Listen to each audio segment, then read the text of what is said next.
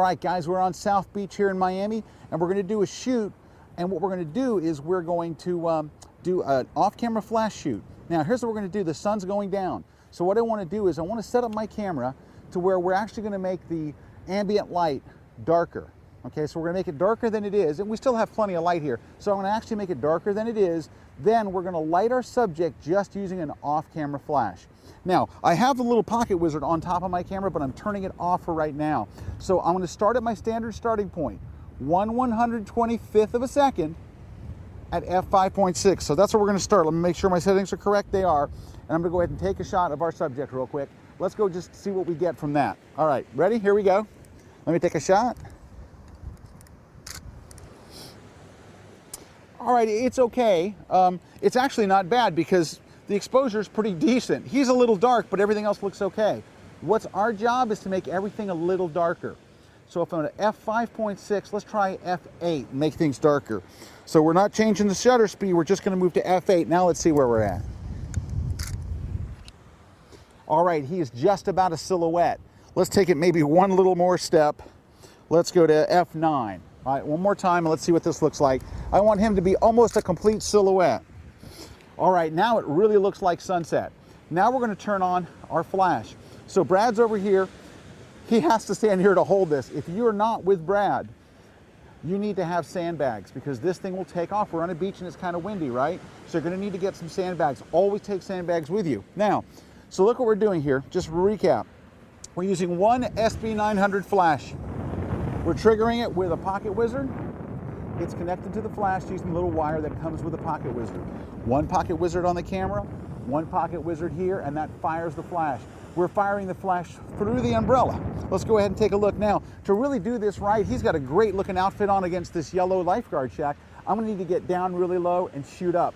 I'm using a wide angle lens, a 24 to 70. I'm gonna be shooting at 24 millimeters so I get a really nice wide look. Again, we are in manual mode, 1/125th of a second. We have not changed that. But if I want to darken it, of course, if I go to, if I take it up to 1/200th of a second or something, it's also going to darken the ambient light, right? So let's go ahead. I'm going to get down on one knee. Let's go ahead and take a test shot. All right, now, so can you lower the light stand just a little bit, Brad? So what's happening in the very first shot is, and also, the flash is starting to, I want the flash just to light him. I don't really want the flash to light too much of the lifeguard shack. So I'm going to have Brad kind of tip it away from him just a little bit. And if I have to raise the power of the flash, I can do that. Let's see. Okay, now we're getting there. So the background looks pretty good. We're at half power right now on the flash, so I can bring it up or take it down if I need to. The one thing that you'll notice about this is I've made the background darker, but it's supposed to be kind of like sunset, but the flash is bright white light. That's fine in the studio, but out here on location, it doesn't look very good. So what I'm gonna have Brad do is we're gonna add a half cut of gel. It's called, you'll hear it referred to as a half cut of CTO. All that means is we're putting an orange gel over the flash unit. And we use these things called sticky gels. You can buy them, they're sold online if you search for sticky gels. And they're the exact right size of a standard like Nikon or Canon flash. And you pop them right in there, so now he's gonna be warm. All right, let's take a look. We good, Brad? Good. All right, let's take another shot here. See if I can get a little bit of the lifeguard station in there.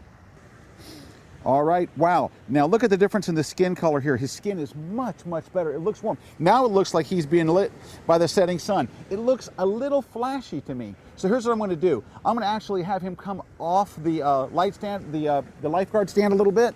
We're gonna step back a little bit. Brad, I'm gonna have you bring that back a little bit because there's too much light from the flash hitting the lifeguard stand. So let's try this again. Let me just see how this is gonna look now.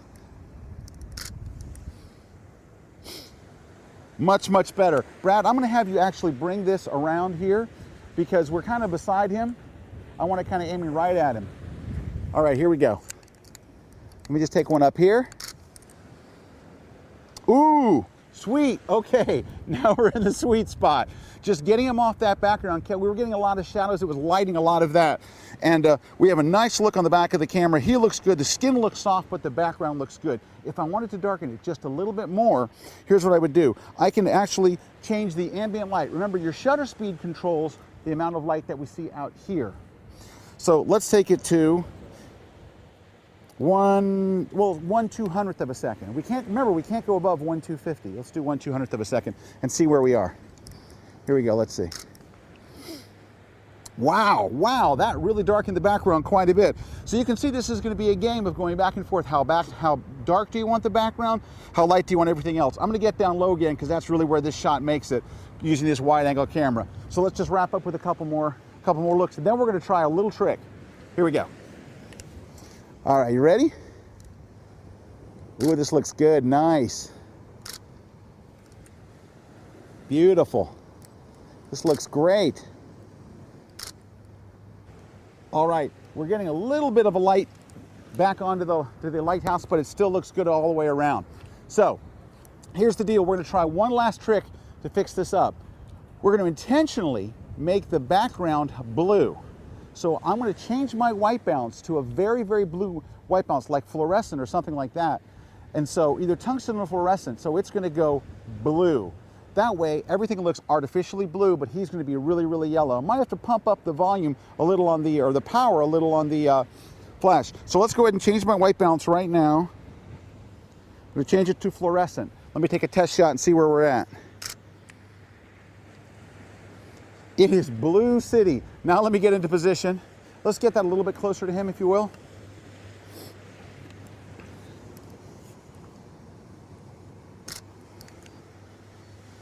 All right, we still have the yellow gel in there. All righty. So I'm going to try, I have fluorescent on there. It might be a little too blue because this needs, actually, you know what this needs? More gel. We put, what do we have in here? We have a half cut of orange temperature gel. What we need is a full cut of orange temperature gel. So I'm going to have Brad put more yellow in here because the background is totally blue now. Let's add some more blue. All right, guys, so take a look.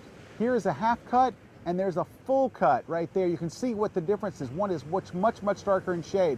So what happened was when I changed the white balance to the blue, I lost the yellow. So what do? You just increase the amount of yellow. So we're going to go from 1/2 to 1 full. Brad, go ahead and pop that baby in there and we'll take a shot. All right, we've got the full cut in there now. Let's go ahead and take a couple of shots here and see where we're at. That did it. That was all it needed, was that extra bit of orange, and we're there. Let's take a couple more while we got it working. Nice.